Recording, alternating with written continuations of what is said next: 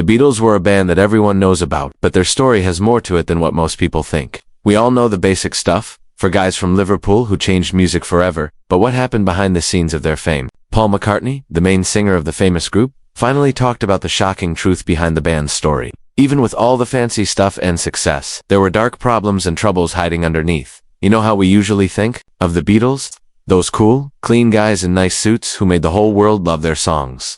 Well, there's another side to their story. Before they became super famous, they were more like bad boys than clean pop stars. They played in dirty nightclubs, wore leather jackets and jeans. The Beatles weren't always fancy and perfect. They would smoke cigarettes, say bad words, and even eat chicken while they were on stage between songs. But all that changed when Brian Epstein came along. He saw they could be great, but he knew they needed to look better. So they stopped eating chicken on stage and started wearing nice suits and looking clean. It wasn't easy to change, but John Lennon said it smart when he said it was either that or keep eating chicken on stage.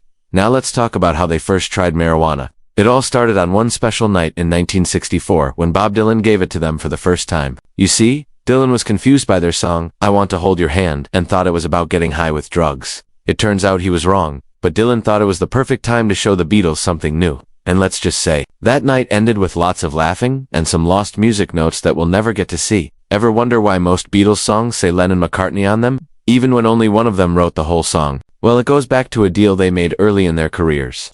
Brian Epstein, their manager, along with Lennon, said that any song either of them wrote would have both their names on it. McCartney was okay with it at first, as long as they would switch who got their name first when one of them was the main writer. But as it turned out, that switching never happened. So whether it was just one person's song or they worked on it together, it always ended up with the same Lennon McCartney name on it.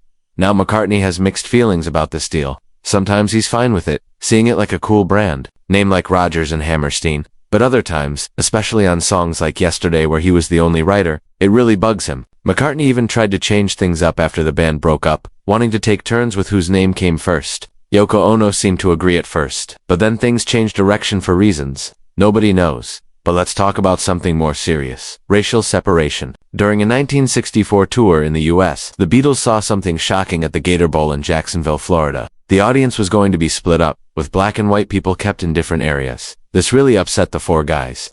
John Lennon made it clear they wouldn't play in front of a crowd that was split up by race, even if it meant losing their money for the show. Their strong stand worked. The crowd was finally allowed to sit together, and the Beatles played their show. This experience really stayed with McCartney, who later wrote one of their most famous songs, Blackbird, because he was inspired by the civil rights movement. In March 1966, John Lennon accidentally started a huge controversy during an interview with the London Evening Standard newspaper. He boldly said, "Christianity will go. It will vanish and shrink. We're more popular than Jesus now. I don't know which will go first, rock and roll or Christianity." While this comment didn't cause much trouble in England at first, when it was printed again in Datebook, an American teen magazine, it caused a huge uproar across the USA, especially in the South. People misunderstood what Lennon said, and it led to calls to boycott the Beatles, public record-burning parties, people protesting at concerts, the Vatican saying bad things about them, and even death threats against the band. Things got so bad that the whole band's safety was in danger. After a scary incident during a concert where a cherry bomb explosion was mistaken for a gunshot,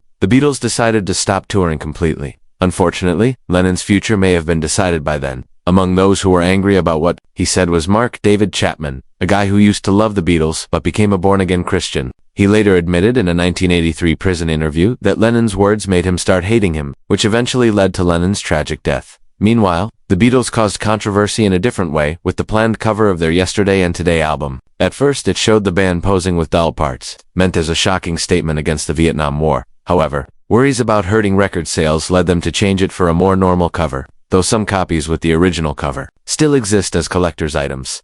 Ever since the Beatles went their separate ways, there's been this ongoing story blaming Yoko Ono, John Lennon's wife, for their breakup. The story goes that everything was going great until she showed up, convinced Lennon to leave the band, and led him down a weird musical path. It's become such a common story that anytime a girl seems to threaten a band, cast, or team, she gets called the Yoko. But let's get the facts straight. Yoko Ono isn't the bad guy in this story. Even Paul McCartney in a 2012 interview with Al Jazeera said no to this idea, saying, "She certainly didn't break the group up. I don't think you can blame her for anything." McCartney pointed out that tensions within the band, especially the rivalry between himself and Lennon, were already hurting their friendship. Yoko simply gave Lennon the push he needed to follow his own creative ideas. As for the Beatles' experiences with LSD, Their first trip wasn't at a wild party, or because of another rock star. It was thanks to a pretty unusual dentist. In 1965, during a dinner with John Lennon, George Harrison, and their girlfriends, a friend Harrison described as a wicked dentist put LSD in their coffee, probably hoping to set things up for some unusual activities. However, the group left before feeling the drug's effects. Later, they started experiencing its powerful impact. Harrison described feeling really happy while Lennon had hallucinations, mistaking a red traffic light for a fire and believing Harrison's home was a submarine he was driving. It's another weird chapter in the colorful history of the Beatles. The Beatles' influence on music and culture is huge, to say the least. Their creative songwriting, deep lyrics, and amazing musical skills have left a permanent mark on the world of music. Countless artists have gotten inspiration from their work, and their groundbreaking creativity paved the way for new recording techniques that are now normal. Yet despite their musical genius, there's an interesting fact about the famous four that often surprises many people. None of them could read or write music. John Lennon revealed this in an honest 1980 interview with Playboy magazine, praising Ringo Starr's drumming skills while admitting that none of the band members were technically skilled musicians. None of us could read music. None of us can write it, Lennon confessed. Paul McCartney said the same thing in a 2018 interview with 60 Minutes, emphasizing that while they lacked formal musical training, their instincts and creativity pushed them to greatness. The public's desire for a Beatles reunion was obvious the moment they disbanded. An almost reunion nearly happened on April 24, 1976, during an episode of Saturday Night Live. Producer Lorne Michaels famously offered the band a tiny $3,000 to perform just 3 songs on the show. Surprisingly, John Lennon and Paul McCartney were in New York City that night and even thought about accepting the offer just for the fun of it.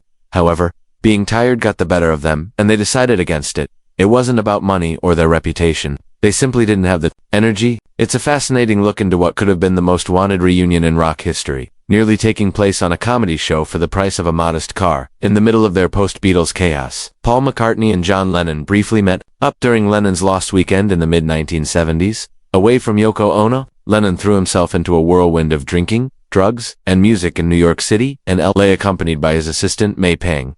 In 1974, Lennon bumped into McCartney at a Burbank studio, a surprise meeting that brought back memories of their Beatles days amid their separate paths.